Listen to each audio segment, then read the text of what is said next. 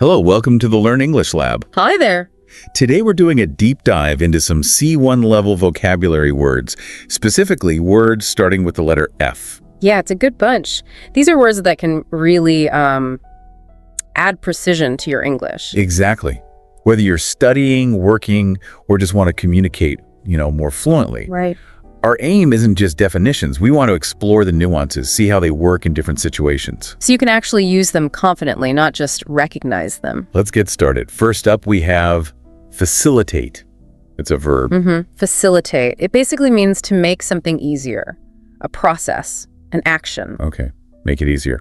Sounds straightforward, but I guess it's used in specific ways. It is, yeah. It often pops up in more formal, maybe academic or business contexts. Right. It suggests helping things along, maybe improving coordination or understanding. Think education, project management. So like a teacher using, digital tools to facilitate class discussion. Exactly. That's a perfect example. The tool helps the discussion happen more easily. Yeah. It facilitates it. Or maybe a negotiator, someone who facilitates an agreement between two sides. Definitely. Or even infrastructure, like good roads facilitate trade and travel between places. Ah, I see. Creating the right conditions. You got it. Like in a workshop, breaking people into small groups can facilitate better discussion. It makes the interaction easier. Okay, that makes sense. Next word. Faction. This is a noun. Faction, Oh. right. This refers to a small, organized group within a larger one. Within. And crucially, this smaller group often disagrees with the larger one or has different aims. It often implies dissent. So like a splinter group, usually in politics. Politics is a big one, yeah. You hear about factions within a political party all the time, especially if there's a big disagreement. Like different wings of the party pulling in different directions. Precisely. But it's not just politics. It could be divisions within a big company, maybe slowing things down, or even within a social movement, perhaps a more radical faction emerges with different goals. And you see it in fiction too, right? Like dystopian stories where society is split into factions. Absolutely. That's a classic use of the word. All right. Let's move on to the verb of fade. Fade. This one implies a gradual loss of something. Loss. Like losing color. That's a common one, yeah. Like an old photograph where the colors have faded over time. They become less bright, less intense. Okay. Or sunlight fading at the end of the day. But it's not just visual. Sounds can fade, like distant music fading away. Right. And importantly, it can be metaphorical too. Enthusiasm can fade. Yeah. Like your initial excitement for a difficult project might fade after a while. Exactly. Or memories can fade. Even someone's fame or importance can fade over time. It's that gradual diminishing. Got it. Gradual loss. Next up, fairness. A noun. Feels pretty fundamental. It really is. Fairness is all about treating people equally, reasonably, justly, without bias or favoritism. So impartiality, equity, those kinds of ideas. Yes, they're all closely linked. It's central to ethics, law, education, you name it. Like, you might question the fairness of a trial if the media coverage was really biased beforehand. That's a classic example. Or think about a teacher trying to ensure fairness in greeting all their students. Yeah, trying to be objective. Or a manager emphasizing fairness in hiring, giving everyone an equal shot. And in sports, fairness means a level playing field, right? Exactly. Equal opportunity to succeed based on merit. Okay. Now for an adjective with a heavier feel, fatal. Yes, fatal. This means causing death or leading to ultimate failure or disaster. It's serious. So most obviously, a fatal injury, like in a car crash. Right. That's the most direct meaning, an injury that results in death. But it can be about failure too. Yes. A decision can be fatal, meaning it leads to a terrible outcome, a complete failure. Like ignoring a crucial warning could be a fatal mistake. I see. Not necessarily literal death, but the death of a project or plan. Precisely. Some diseases are described as fatal if they inevitably lead to death without treatment. Okay. And figuratively, you might talk about a fatal flaw in an argument or a design, a weakness so significant it causes the whole thing to fail. Understood. Let's shift gears slightly to the noun fate. Fate. This is a big concept. It's the idea that events develop beyond our control, almost like they're predetermined. Destiny, maybe. Something guiding events. Kind of, yeah. It suggests some outcomes are inevitable no matter what we do. It's often linked to a supernatural force or just the way things are. You see it a lot in literature and philosophy, don't you? Definitely. But we use it in everyday life, too, especially when talking about things we can't control. Like saying it was fate the two people met. Exactly. Or someone might say a person sealed their fate when they made a really bad, irreversible choice. And that old saying about fate being written in the stars. That captures the essence of predetermined outcomes. All right. Next adjective, favorable. This sounds positive. It is. Favorable means expressing approval or leading to a good outcome, an advantage. So like favorable weather. Yep. Good conditions. Yep. Or a favorable economic forecast suggesting things look good for the economy. You could get favorable feedback on an application, meaning they liked it. Right.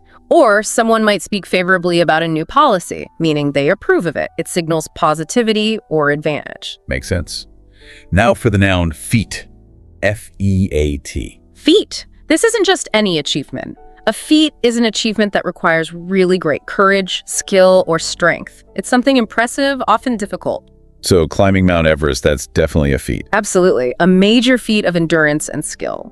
Or building a huge, complex bridge could be called an engineering feat. Winning a championship is an achievement, but maybe winning 3 in a row is a feat. Yes, that implies exceptional skill and consistency over time. Surviving alone in the wilderness for weeks, that's a feat of endurance. It highlights the extraordinary nature of the accomplishment. Got it. Something remarkable. Okay, a legal term now. Felony, a noun. Felony. Yes, this is a serious type of crime. In the U.S. system particularly, it's contrasted with misdemeanors, which are less serious. So felonies are the major offenses. Generally, yes. They're typically punishable by more than a year in prison and sometimes even the death penalty, depending on the crime and jurisdiction. Like murder or arson would be felonies. Correct. Things like grand theft, serious assault. Being convicted of a felony has significant consequences. A convicted felon.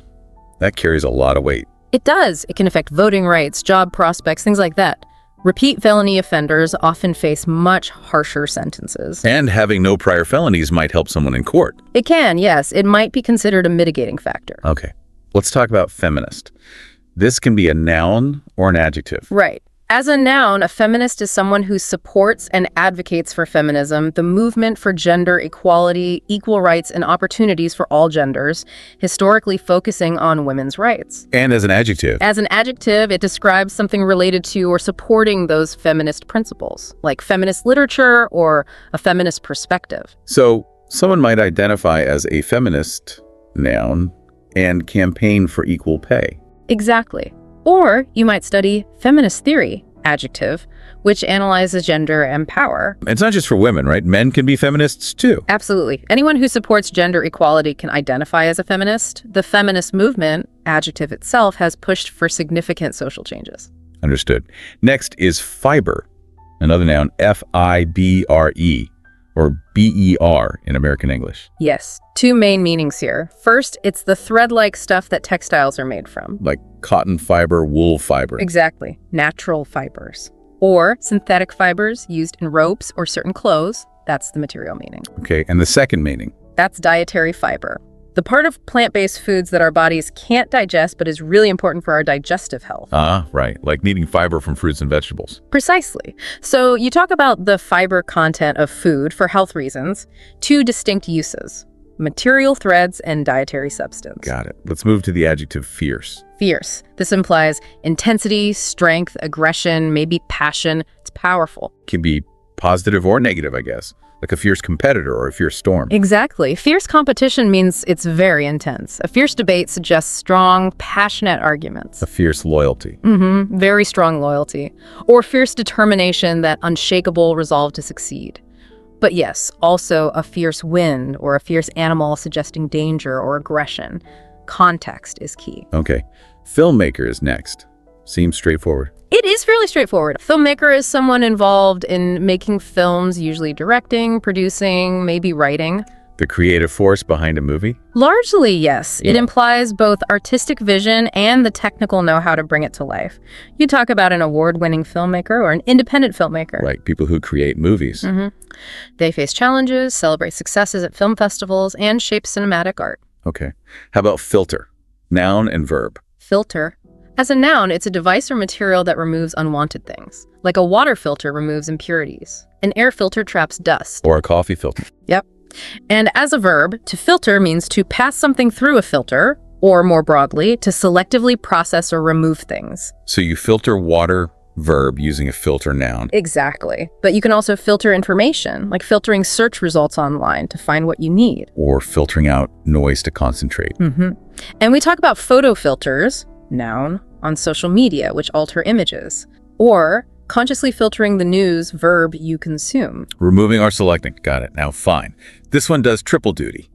Noun, adjective, verb. It does. Let's break it down. As a noun, a fine is a sum of money you have to pay as a penalty. Like a parking fine. Perfect example. Or a fine for littering. Okay, adjective. As an adjective, fine usually means of high quality, delicate, or detailed. Like fine china, fine wine, fine art. Or fine sand, fine print. Yes, suggesting small particles or intricate detail, like a brush with fine bristles. In the verb. To fine someone means to charge them that monetary penalty. The council might fine a company for pollution. Okay, noun, penalty, adjective, quality, delicate, verb, to penalize, clear. Next, firearm. Firearm. This is a more formal or technical term for a gun, a portable weapon that fires a projectile using an explosion. So handguns, rifles, shotguns, they're all firearms. Correct. It's used a lot in legal contexts, military discussions, news reports about crime or gun control. Like laws regulating firearm ownership. Exactly. Or police procedures involving firearms, firearm safety training, discussions about firearm violence. It's the standard term in those contexts. Got it. Next adjective, fiscal. F-I-S-C-A-L. Fiscal. This relates to government money, specifically taxes, spending, debt, budgets, public finances. So the fiscal year is the government's financial year. Or a company's financial year, yes. Fiscal policy refers to government decisions about taxing and spending to influence the economy. Like trying to control inflation or stimulate growth. You'll hear talk about fiscal responsibility, meaning managing public money carefully, often in relation to the national debt. Fiscal measures are actions related to these financial matters. Primarily government or organizational finances. Okay, how about fit? Another multitasker. Adjective, verb, noun. Right. As an adjective, fit usually means healthy and strong, physically capable. Like someone who exercises a lot is fit. Yep. Or it can mean suitable or appropriate. Is this tool fit for the job? Okay, and the verb. To fit means to be the right size or shape. These shoes don't fit. Or to put something into place. Can you fit this piece here? Right, and the noun. As a noun, a fit can be a sudden, uncontrolled attack or outburst. Like a fit of coughing, a fit of anger, or even a fit of laughter. Ah, okay, so healthy, suitable, adjective, be the right size put in place, verb. Sudden attack, outburst, noun. You got it. Let's talk about flaw, noun. A flaw is a mistake, a weakness, an imperfection, something that makes an object, a plan, or even a person less than perfect. Like a tiny crack in a diamond could be called a flaw. Exactly. Or a flaw in a piece of software, a bug or vulnerability. It can be used for arguments too, right? A flaw in someone's reasoning. Definitely. A logical flaw makes an argument unsound. And we talk about character flaws, aspects of someone's personality seen as negative. Like arrogance could be a character flaw. It's that imperfection or defect. And the adjective form is simply flawed. Yes. Flawed means containing flaws, imperfect, having weaknesses. So you could describe reasoning as flawed if it's based on bad assumptions. Right. Or a product might have a flawed design, leading to problems. A movie could be flawed but still enjoyable. Absolutely. It acknowledges the imperfections. Even people, we might say everyone is flawed in some way. It means not perfect. Okay, next verb. Flee, F-L-E-E. Flee means to run away, usually from danger or something very unpleasant. It implies escaping quickly. Like refugees fleeing a war zone. That's a very common context, unfortunately. People fleeing persecution or conflict. Or someone might flee the scene of a crime. Yes, trying to escape capture. It can also be more emotional. Someone might flee a room in tears after an argument. It's about escaping a bad situation rapidly. Got it. How about the noun fleet? A fleet is a group of ships, vehicles, or aircraft operating together or under the same ownership. Usually associated with Navy ships, right? A naval fleet. That's a primary meaning, yes. But it's also used for commercial groups, a fleet of fishing boats, a fleet of delivery trucks, an airline's fleet of planes. So a collection of vehicles working as a unit or under one control. Exactly. Suggests coordination and scale. Okay, flesh is next. Noun. Flesh. Literally, this is the soft substance of the body muscles, fat. Sometimes just refers to skin. Like flesh wound. Yeah. A wound that's not deep. Right, only damaging the surface tissue. Or you can talk about the flesh of a fruit. the soft, edible part. And there's the expression flesh and blood. Meaning family, relatives, or just emphasizing someone's humanity, their physical reality. It has both literal and figurative uses. I see. Next, flexibility. Noun. Flexibility. This is the quality of being able to bend easily without breaking. Physically, like a gymnast's flexibility. But also metaphor. Yes, very often. It means the ability to change or adapt to different circumstances, being adaptable. Employers often value flexibility in their staff, right? Right. Willingness to adapt to new tasks or schedules. Exactly. Or flexibility in thinking, being open to new ideas. A plan might have built-in flexibility regarding deadlines. It's about adaptability and bendability. Okay. How about the verb flourish? Flourish. This means to grow or develop successfully, healthily, vigorously. To thrive. It's very positive. Like a plant flourishing in the right conditions. Yes. Or a business flourishing after a smart change in strategy. A person's talent could flourish with the right support. Definitely. Confidence can flourish. Arts and culture can flourish during certain historical periods. It implies dynamic, successful growth. Nice word. Okay. Fluid, noun, and adjective. As a noun, a fluid is simply a substance that can flow. Liquids and gases are fluids. Water, oil, air. Okay. And as an adjective. As an adjective, fluid means smooth and graceful, like a dancer's fluid movements. Or it can mean changeable, not fixed, adaptable. Like a fluid situation, meaning it's changing and uncertain. Exactly. Or someone might have a fluid approach to planning, meaning they can adapt easily. Smooth, graceful, or changeable. Got it. Next is footage, noun. Footage refers to recorded film or video, especially raw, unedited material of an event or subject. Like security camera footage used as evidence. Yes. Or news footage from a reporter at the scene. Documentary filmmakers rely heavily on historical footage or footage they shoot themselves. Drone footage seems popular now too. For capturing aerial views, it's basically recorded visual material. Okay, foreigner is next. Noun. A foreigner is someone from a different country than the one they are in, not a native or citizen. Seems simple, but can be sensitive. It can be, yeah. While technically accurate, how it's used matters. It can sometimes imply outsider, but it's common in discussions about travel, immigration, international relations. Like laws applying to foreigners visiting a country. Right, or support services for foreign students. It just denotes someone not from that specific country. Understood. How about forge, verb and noun? As a verb, forge has two main meanings, kind of opposite. One is positive, to create something strong and lasting, usually through effort. Like forging a friendship, forging an alliance. Building something strong. Yes. But the other meaning is negative, to make a fake or counterfeit version of something illegally. Like forging a signature, forging money, forging documents. Okay, create strongly or create falsely. Yeah. And the noun. A forge is a place where metal is heated and shaped, like a blacksmith's workshop. With a furnace and anvil, less common now, but historically important. Got it. Formula is next. Noun. A formula is a set method, a rule, or a mathematical expression used to calculate something or achieve a specific result. Like EMC Mario's a famous scientific formula or formulas in algebra. Exactly. But it's broader too. A company might have a successful formula for launching products. There might be no simple formula for happiness. Infant formula is a specific product. Right. So it can be mathematical, chemical, procedural, or even a strategy, a fixed way of doing or calculating something. Okay. And relatedly, the verb formulate. Formulate means to create or develop something like a plan, an idea, a theory, carefully and methodically. To express it clearly. So it implies careful thought and construction. Yes. Scientists formulate hypotheses. Governments formulate policies.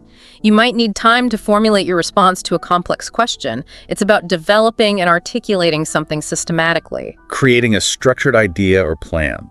Got it. Now for the adverb forth. Forth. This means forwards, onwards, or out from a place. It sounds a bit formal or old-fashioned sometimes. Like go forth and prosper. Exactly. Or a knight riding forth on a quest. You also see it in phrasal verbs like bring forth, produce, or set forth, start a journey or explain, ideas flowing forth. So movement forward or outward. Okay. And the adjective forthcoming. Forthcoming has two main senses. First, it means about to happen or appear soon, like a forthcoming election or a forthcoming report. Something expected in the near future. Right. The second meaning describes a person willing to give information, cooperative, open, communicative. So if someone is not forthcoming, they're being secretive or unhelpful. Exactly. But if your manager is surprisingly forthcoming with information, they're being open and sharing details readily. Okay, future happening soon, or open communicative. Got it. Yeah. How about foster? Verb and adjective. As a verb, foster means to encourage the development of something, usually something good, like fostering creativity, fostering understanding, fostering a love of learning. Nurturing growth. Yes. The other main verb meaning is to bring up a child that is not your own biologically for a period of time, to be foster parents. Right. And the adjective. The adjective foster relates directly to that second meaning involving care for a child not biologically related. A foster family, a foster home, foster care. Okay. Encourage development or care for a non-biological child. Understood. Next adjective. Fragile. Fragile means easily broken, damaged, or harmed. Delicate. Needs careful handling. Like a fragile glass vase. Classic example. But it applies metaphorically too. A fragile peace agreement. A fragile economy. Someone might have fragile emotions or a fragile ego, easily upset or hurt. So physically or emotionally delicate and easily damaged. Precise. Okay. Franchise, noun and verb again. As a noun, a franchise is the right granted by a company to an individual or group to sell its products or services in a particular area, using the company's name and systems, like a fast food franchise. Owning a McDonald's, for example. Exactly. That's one meaning. The other noun meaning is a series of related works, especially films or books featuring the same characters or world, like the Star Wars franchise. Okay. Two distinct noun meanings and the verb. To franchise means to grant that business right to someone else. The parent company franchises its operations. Okay, business authorization series, or to grant that authorization. Got it. Next, the adverb frankly. Frankly means honestly, directly, openly, sometimes implies being blunt, perhaps even if the truth is a bit uncomfortable. Like, frankly, I think that's a bad idea. Exactly. It signals you're about to give your direct, unvarnished opinion. Speaking frankly about challenges, sometimes used almost like, to be honest. Okay, direct and honest speech. Freshman is next. Noun. Freshman. This typically refers to a first-year student at a high school, college, or university, primarily American English usage. So year 9 in the UK high school system, or the first year of uni? Broadly, yes. That first year of a new 4-year cycle, you hear about freshman orientation, the challenges of being a freshman, sometimes used informally for anyone in their first year of anything, like a freshman senator. First year student, mainly US. Got it. Let's tackle the frustration trio. Frustrated, frustrating, and frustration. First, frustrated adjective. Frustrated is the feeling you get when you're blocked from doing or achieving something you want. Annoyed, upset, dissatisfied because of an obstacle or inability. Like feeling frustrated when you can't solve a problem or technology isn't working. Exactly. Frustrated with slow progress. Frustrated by delays. It's that feeling of being stuck or thwarted. Okay. And frustrating adjective. Frustrating describes the thing or situation that causes that feeling. So the slow computer is frustrating, and I feel frustrated. Perfect. A frustrating task. A frustrating delay. A frustratingly vague instruction. It's the quality of the thing causing the annoyance. And frustration. Nouns. That's the emotion itself, the state of feeling frustrated. Like you can show your frustration or express frustration. Right. A sigh of frustration. Growing frustration within a team. You can hear the frustration in someone's voice. It's the name of the feeling. Okay. Frustrated, the feeling. Frustrating, causing the feeling. Frustration, the feeling itself. Clear. Next. Functional adjective. Functional means working properly, operational, or designed to be practical and useful rather than just attractive. So my old phone might not be fancy, but it's still functional. It works. Exactly. Or a kitchen might be small but highly functional, well designed for practical use. It emphasizes utility and working order, sometimes contrasts with decorative. A functional design focuses on purpose over looks. It does what it's supposed to do. Okay. Fundraising noun. Fundraising is the process of seeking and gathering money, usually voluntary contributions for a charity cause, school, political campaign, etc. Like holding a bake sale for fundraising. Yes, or a sponsored run, a gala dinner, an online fundraising campaign. It's the organized activity of collecting funds. Nonprofits heavily rely on fundraising. The act of raising money for a purpose. Right. Got it. And our final word for this deep dive, funeral. Noun. A funeral is a ceremony held in connection with the burial or cremation of someone who has died. It's a ritual to honor the deceased and allow mourners to grieve. A formal event to remember someone who passed away. Yes.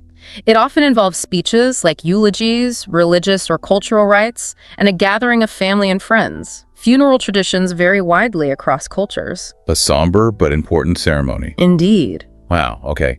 We've covered a lot of ground there. From facilitate all the way to funeral, that's a good chunk of C1F words. Definitely. We've looked at their meanings, nuances, how they're used, hopefully giving a real feel for them. And remember, just hearing about them is the first step. The real learning comes from using them. Absolutely. Try to weave them into your speaking and writing. Notice them when you read or listen.